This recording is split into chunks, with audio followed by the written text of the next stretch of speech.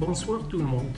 Dans le cadre des formations online dédiées aux enseignants et administrateurs, l'Association marocaine des enseignants de français Comité de Tétouan, en collaboration avec Jmiyat Mubadarat Tarbawiya, ont organisé une session de formation à distance au bénéfice des enseignants et administrateurs sous le thème « Création de ressources numériques pédagogiques en utilisant le logiciel Camtasia Studio ».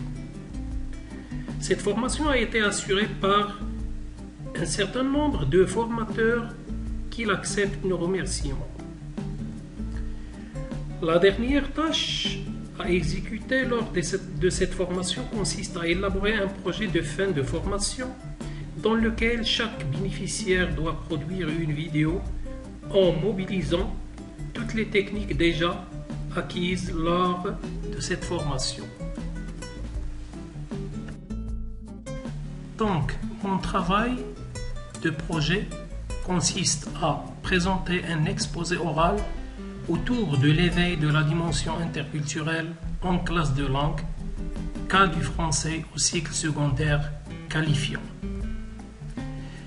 Pour ce faire, nous avons opté pour le plan suivant: introduction, choix du thème et motivation, problématique, hypothèse de recherche, place de l'interculturel dans les textes officiels, proposition de scénarios pédagogiques à visée interculturelle et finalement une conclusion. Bien, dans nos jours, le français langue étrangère ou seconde se considère comme un lieu de réflexion idéal sur les relations interpersonnelles. En effet, nous admettons que l'apprentissage d'une telle langue étrangère signifie une entrée dans un monde inconnu, une ouverture sur d'autres mentalités, une remise en question de nos propres systèmes d'interprétation de la réalité.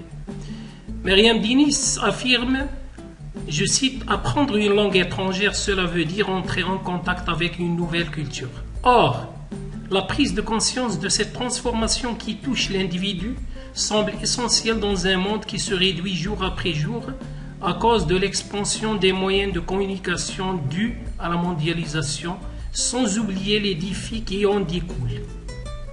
Pourquoi éveiller la dimension interculturelle en classe de langue au lycée? Tout d'abord, apprendre une langue étrangère signifie entrer en contact avec une nouvelle culture. Deuxièmement, au sein d'une même classe, les apprenants ne partagent pas les mêmes systèmes, appartiennent à des subcultures. Cette différence pourrait générer des rapports conflictuels et du coup, leurs relations sont sont souvent susceptibles d'être vouées à l'échec.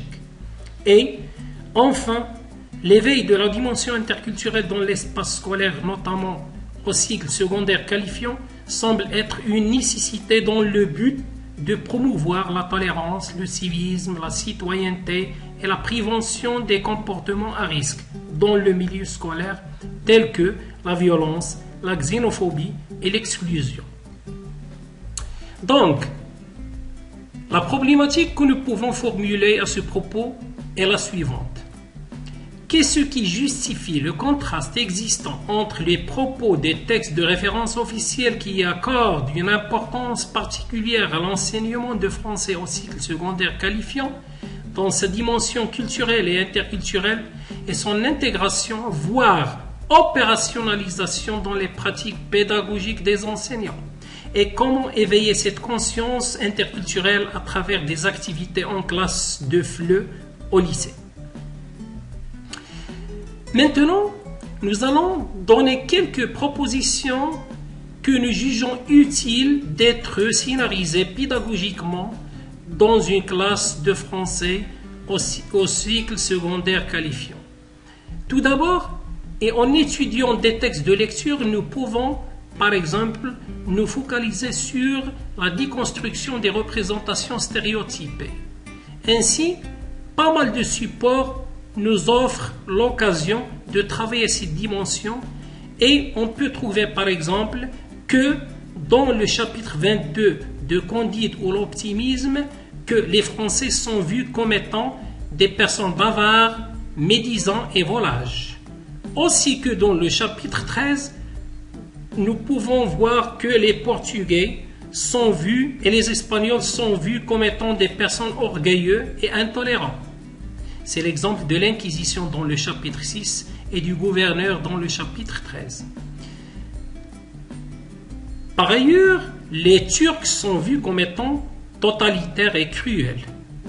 Et dans un autre fragment, nous voyons que les musulmans sont considérés comme étant des personnes malpropres. C'est le cas de l'exemple, certains esprits moqueurs disaient qui n'a pas de peau n'est pas musulman. Nous pouvons travailler aussi sur le groupement de textes. Par exemple, on peut travailler sur un thème qui peut attaquer le sujet de la stérilité et l'adoption des enfants. Un autre thème peut par exemple attaquer le sujet des funérailles et de l'enterrement. Un autre aussi peut attaquer le sujet de l'immigré. Et on a pas mal de supports qui peuvent nous aider à travailler cette dimension. À titre illustratif, on peut travailler sur un support qui traite le sujet du tiraillement identitaire, un autre qui nous montre le personnage d'Ordouane comme étant un interprète interculturel, ainsi qu'un modèle de métissage culturel. Par la suite, on peut travailler par exemple la poésie. La poésie constitue un espace de liberté, une ouverture sur le monde et une sensibilisation aux échanges culturels.